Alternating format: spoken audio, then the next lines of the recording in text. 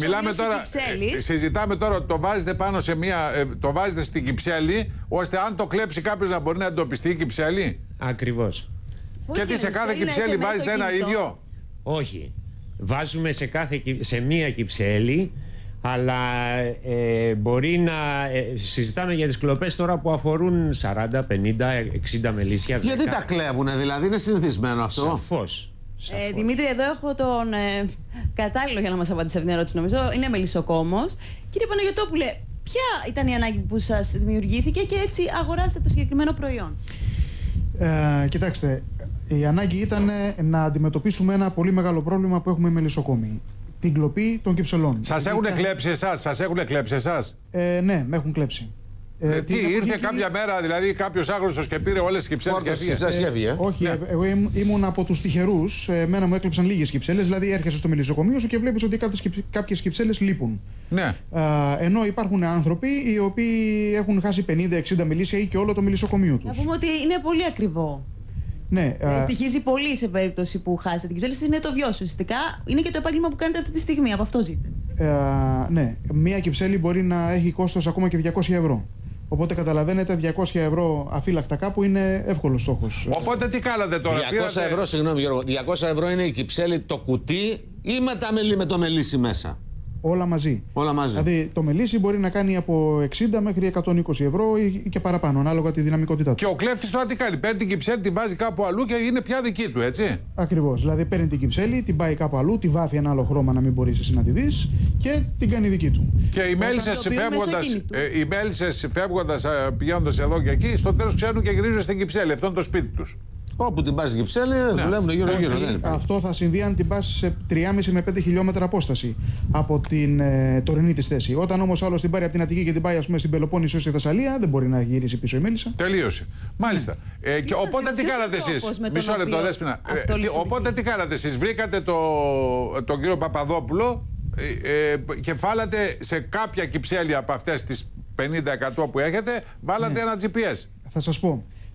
Ναι, διαλέγουμε κάποιες κυψέλες που ξέρουμε εμείς ποιες θα χτυπήσει ο κλέφτης τουλάχιστον και τις παγιδεύουμε με λίγα λόγια με αυτό το μηχάνημα. Αυτό το μηχάνημα όταν το βάζουμε μέσα ουσιαστικά είναι νεκρό, κοιμάται δηλαδή, είναι τελείως νεκρό, δεν λειτουργεί και ξυπνάει μόλις η κυψέλη κουνηθεί. Μόλις πάει κάποιος να τη μετακινήσει, αυτό ξυπνάει και μου στέλνει μήνυμα στο με ένα ότι SMS. Εδώ κάτι γίνεται. Όχι μόνο αυτό, αλλά μου στέλνει τις συντεταγμένες της. Δηλαδή μπορεί να κάθομαι στον υπολογιστή μου ή στο. Και να βλέπεις πού την κουβαλάει. Βεβαίως. Και όχι μόνο εγώ. Και η αστυνομία. Και η αστυνομία που θα τον πιάσει από αυτοφόρο. Όπως ακριβώς έγινε και έχουν πιαστεί αυτή τη στιγμή πάρα πολλοί κλέφτες. Και αυτό το σύστημα έχει βοηθήσει να ελαχιστοποιηθεί πλέον το φαινόμενο της κλοπής. Και δηλαδή, πόσο κοστίζει τώρα ένα συστηματάκι τέτοιο? Εξαρτάται. Αυτό είναι σύστημα. Δηλαδή, τι σύστημα θα χτίσεις εσύ. Ναι. Μπορεί από 100 ευρώ μέχρι όσα θέλεις. Έτσι. Εκτός αυτού υπάρχει κι άλλο ένα σύστημα που δεν ξέρω αν το παίρνει η κάμερα, είναι από κάτω, με το οποίο αυτή τη στιγμή να καταλάβετε, εγώ έχω ένα μελισσοκομείο 400 χιλιόμετρα μακριά από εδώ. Ναι. Βάσει αυτών των δύο μηχανημάτων γνωρίζω τι συμβαίνει στο μελισσοκομείο μου. Υπάρχει μια ζυγαριά ειδική δηλαδή, με δύο λόγια απλά. Είναι η μελισσοκομική ζυγαριά δηλαδή. Η οποία και βλέπεις πόσο μέλι ρίχνουν κάθε μέρα? Ρίχνουν, χάνουν, τι θερμοκρασία έχουν μέσα στην κυψέλη, έξω από την κυψέλη, την υγρασία τους βεβαίως. Δηλαδή εν ολίγης δεν φτάνει που παρακολουθούν εμάς τους ανθρώπους, τώρα παρακολουθούν. Ο μεγάλος αδερφός και στα μελίσια. Ναι. Κοιτάξτε, αυτά είναι σίγουρα ο προθάλαμος του Big Brother. Σε λίγο θα εφαρμοστεί και στους ανθρώπους. Έτσι. Δεν μου λέτε, κύριε Παπαδόπουλε, αυτό το σύστημα που υπάρχει και κυκλοφορεί μερικά χρόνια τώρα εφαρμόζεται βέβαια και σε μηχανάκια, αυτοκίνητα, παντού, έτσι? Ναι, υπάρχει για μηχανάκια και αυτοκίνητα, αλλά αυτό είναι τροποποιημένο ειδικά για. Είναι ειδικά για μελισσοκόμους. Πώς το σκεφτήκατε, πείτε μας λίγο, είναι ενδιαφέρον αυτό. Να μας το πείτε. Πώς το σκέφτηκα? Βασικά, εγώ άρχισα να προσπαθώ να πουλήσω τη ζυγαριά που σου στέλνει τα μηνύματα θερμοκρασία, εσωτερική, εξωτερική υγρασία και βάρος. Και στην επικοινωνία με τους μελισσοκόμους μου λέγανε τι γίνεται, τι θα γίνει, φίλε. Σήμερα είμαστε μελισσοκόμοι, αύριο δεν είμαστε. Έχουμε φοβερό πρόβλημα άγχους. Αν θα έχουμε μετά από λίγο καιρό. Συγγνώμη τώρα, αυτοί που κλέβουν τα μελίσια, παιδιά, για μεταπώληση, τα κλέβουν ή πάνε να τα εκμεταλλευτούν οι ίδιοι? Καλύτερα να ρωτήσετε τους. Ναι. Ναι. Και όλα. Συνήθως τα έχουν για μεταπώληση. Για μεταπώληση. Δηλαδή, ακριβώς. Τα πουλάνε σε νέους. Κοιτάξτε, με την οικονομική κρίση η μελισσοκομεία φαντάζει ένα εύκολο επάγγελμα, γιατί είναι το μόνο αγροτικό κτηνοτροφικό επάγγελμα που δεν χρειάζεται να έχεις γη.